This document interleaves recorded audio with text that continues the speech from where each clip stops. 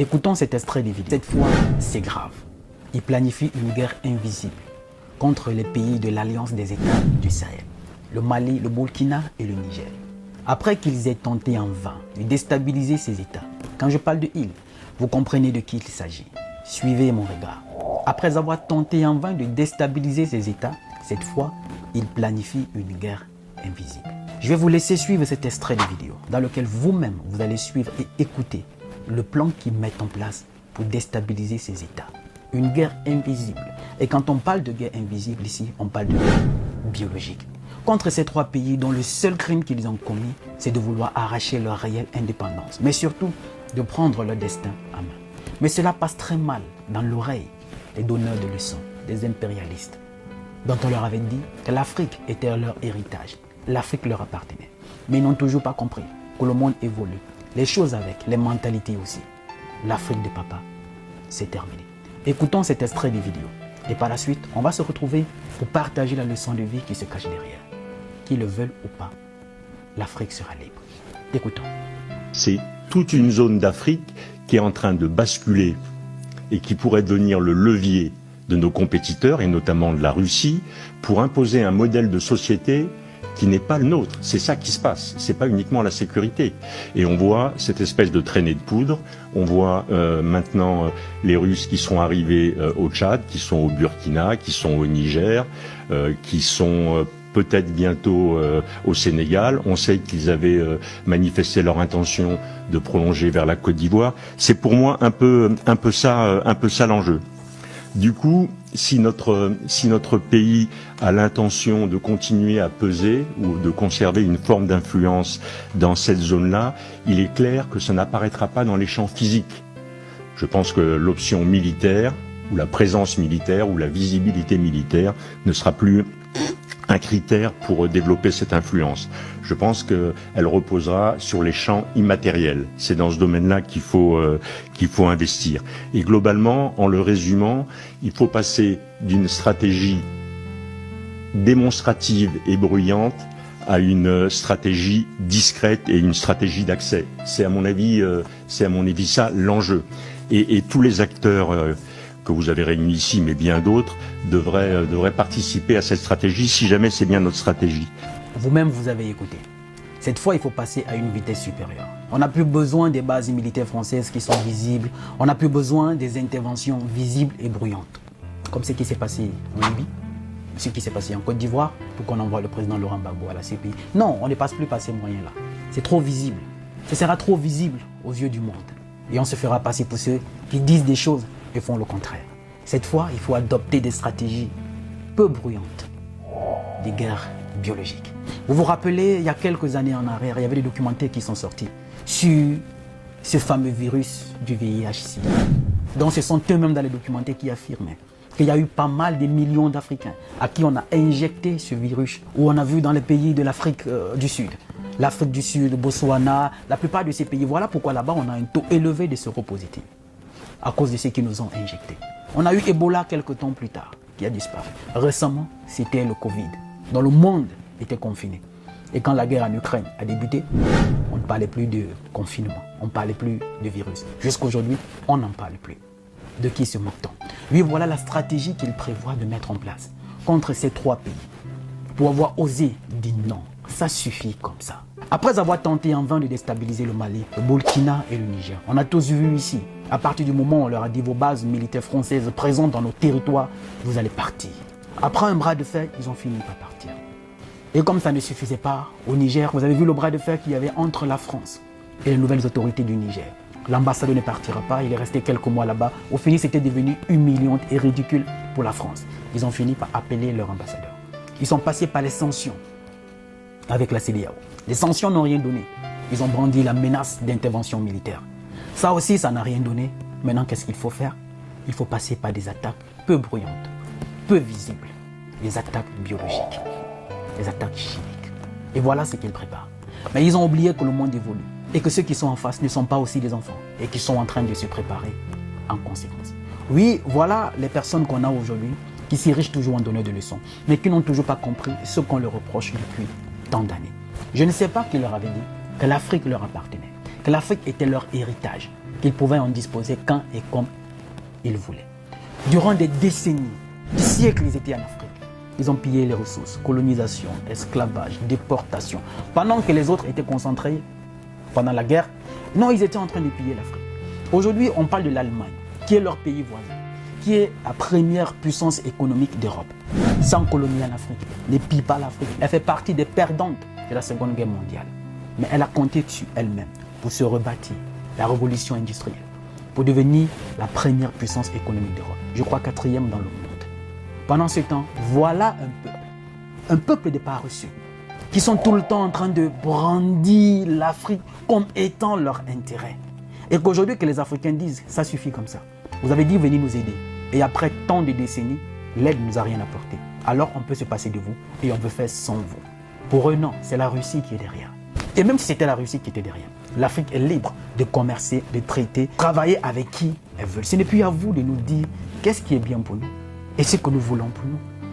Et la chose la plus terrible, c'est justement ce qu'il dit que la Russie est en train de s'installer en Afrique pour installer un modèle de vie qui ne correspond pas au leur. Toute une zone d'Afrique qui est en train de basculer et qui pourrait devenir le levier de nos compétiteurs, et notamment de la Russie, pour imposer un modèle de société qui n'est pas le nôtre. C'est ça qui se passe. C'est quoi leur modèle de vie? Dictature? Imposer des dirigeants en Afrique? Fomenter des coups d'État? Déstabiliser des gouvernements? C'est la Russie qui a ôté la vie à Muammar Kadhafi en Libye et laissé ce pays dans le chaos. C'est la Russie qui était en Côte d'Ivoire, sous les bombes françaises. On a délogé Laurent Gbagbo, l'envoyé à la CPI. C'est la Russie qui était en Afrique pour tout ce qu'on connaît comme génocide.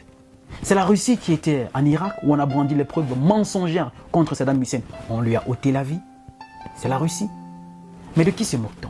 Quel est le modèle de vie qu'ils pensent vouloir nous imposer?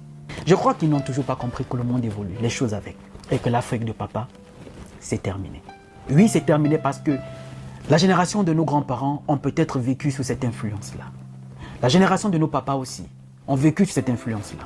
Mais la génération que nous sommes, davantage décomplexée, avons compris que ça suffit comme ça. Au nom de quoi c'est à eux de nous dire ce qui est bien pour nous. Davantage, elles se ridiculisent parce que la plupart des élites françaises en ce moment qui font des sorties, cela les enfonce davantage. On est pro-africain, ça veut dire on est anti-français.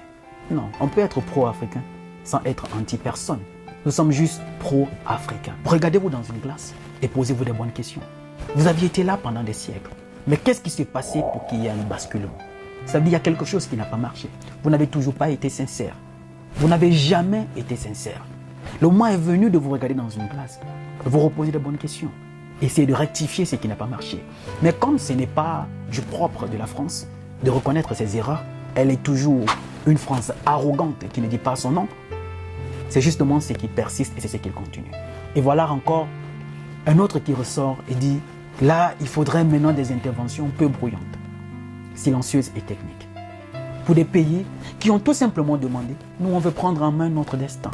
Et comme vous n'êtes pas des personnes assez capables pour en assumer, que la Russie va imposer un modèle de vie qui ne correspond pas au vôtre. Même s'il y avait un modèle de vie, admettons que la Russie devait imposer son modèle de vie. Mais ce n'est pas aux Français qu'elle impose ça. C'est aux Africains. Et ça ne correspond pas au vôtre. Donc là, ça ne passe pas. Comme quoi, l'Afrique vous appartient. Et vous avez toujours voulu sanctionner, comme récemment vous avez toujours dit. Et là, il y a une chasse aux sorciers qui est faite, soit aux créateurs de contenu, comme a dit votre l'ambassadrice française, qu'il faudrait maintenant faire une chasse à toutes ces personnes sur les réseaux sociaux qui font des discours anti-français, comme nous autres là, à qui on envoie des menaces. On ne fait pas un discours anti-français. On n'est pas contre la France. Non, on est juste pro-Afrique. On ne défend que notre Afrique. Et c'est pareil ce qui s'est fait en France. Il y a ce discours en France qui est assez connu, cette phrase est célèbre. La France, tu l'aimes ou tu la quittes. C'est clair. C'est pareil pour l'Afrique. Ce n'est pas à vous de venir nous dire ce qui est bien pour nous. Et aujourd'hui, que nous décidons de prendre notre destin en main, c'est la Russie qui est derrière. Mais la Russie n'a pas fomenté des coups d'État en Afrique. La Russie n'a pas imposé des dirigeants. La Russie ne fabrique pas notre monnaie franc CFA qui est un outil de colonisation et de domination. Ce n'est pas la Russie. Donc aujourd'hui, ce discours ne passe plus. Et malheureusement, vous n'arrivez toujours pas à ajuster votre logiciel. Que le monde évolue, les choses avec. Avec Internet aujourd'hui, la jeunesse africaine est davantage décomplexée. Elle sait ce qui est bien pour elle. Elle connaît l'information qui cadre avec son besoin. Elle connaît ce qui est fake. Elle connaît ce qui est propagande. Mais depuis des décennies, vous nous avez toujours nourris de propagande sur vos médias. Donc pour nous, les informations ont été prises comme un sacerdoce, une vérité absolue qui ne pouvait s'offrir d'aucune contestation. Mais aujourd'hui, avec un peu plus de recul, on se rend compte que vous avez beaucoup menti à nos parents, sous la menace, l'intimidation, le chantage. Et la nouvelle génération que nous sommes, nous disons non, ça suffit comme ça. Et comme ça ne suffit pas pour vous, vous ne voulez pas accepter vos erreurs, c'est la Russie qui est derrière pour instrumentaliser l'Afrique. La famille, je voulais partager cet extrait avec vous pour que vous compreniez que chaque Africain aujourd'hui a un rôle très important à jouer parce que c'est le tournant décisif de tout notre continent qui se décide actuellement. Les assauts vont pleuvoir contre ces 3 pays parce qu'ils ont osé dire non. Et la plupart des pays vont les rejoindre parce que ces 3 pays pèsent plus que le reste des pays qui sont restés dans la CEDEAO. Et la CEDEAO est en train de se fragiliser. Et la France et les autres sont conscientes qu'il n'y a plus d'outils pouvant les servir de faire de l'oppression, d'opprimer ces pays-là. Pourtant, au départ, le discours d'Emmanuel Macron, c'était Bazoum, c'est le président élu. On ne va pas le laisser tomber. On ne peut pas laisser un président courageux. Mais depuis quelques mois déjà, vous entendez encore parler de Bazoum? Jamais. Ils l'ont oublié. Ils l'ont oublié. Il n'est plus important. Il ne peut plus défendre leurs intérêts. Il ne compte plus pour eux. On l'a mis aux oubliettes. Alors on cherche une nouvelle marionnette qu'on va mettre là, donc on va se servir. Et c'est justement ce que nos dirigeants doivent comprendre. Ces gens ne sont pas là pour nous aider. Ils sont là pour se servir de vous. Vous brandir un certain nombre de conforts, une certaine sécurité. Mais quand ça tourne mal, ils vous laissent tous tomber. Les exemples sont légion. On a vu Alpha Condé, on a vu Ali Bongo, on a vu le président Idriss Déby qu'ils ont sacrifié. On a vu aujourd'hui avec Bazoum. Vous voulez qu'on continue de citer? On dit si on ne peut pas apprendre des erreurs des autres, c'est qu'on est en train de se tromper. On est en train de perdre le chemin. Mais je suis sûr que la nouvelle génération que nous sommes, chacun doit être une caméra. Non pas seulement pour son pays, mais pour notre continent. Comme eux, ils le sont aussi chez eux. Ce n'est pas une question d'être anti-français. C'est tout simplement être pro-africain. Être pro-africain, aimer son continent, le défendre. Et dire ce n'est pas à vous de nous choisir nos amis ou de décider ce qui est bien pour nous. C'est tout simplement se sentir homme, se sentir humain. C'est le droit absolu que chaque individu devait jouir. Alors que chaque Africain soit une caméra pour son pays et pour son continent. Parce qu'en ce moment, l'avenir du monde dépend de notre continent. Ils ont pris conscience que sans nous, ils vont tomber. Alors ils sont prêts à tout pour nous déstabiliser. Toi qui m'écoutes, championne, tu as ton rôle à jouer. Ne te laisse pas prendre dans le divertissement. Ça, c'est le tournant décisif de notre avenir, de l'avenir de nos progénitures qu'il se joue en ce moment. Chacun a sa pierre à porter à l'édifice. Là où nos parents ont échoué, notre génération, il faut bien que nous puissions réussir et laisser un héritage meilleur à nos enfants. Qu'ils le veulent ou pas, l'Afrique sera libre. L'Afrique de papa, c'est terminé. Il n'est jamais trop tard pour arracher sa liberté. Il n'est jamais trop tard pour recommencer. Parce que le rêve n'a pas de date d'expiration. Je suis Roland Campbell, ton frère. Salut.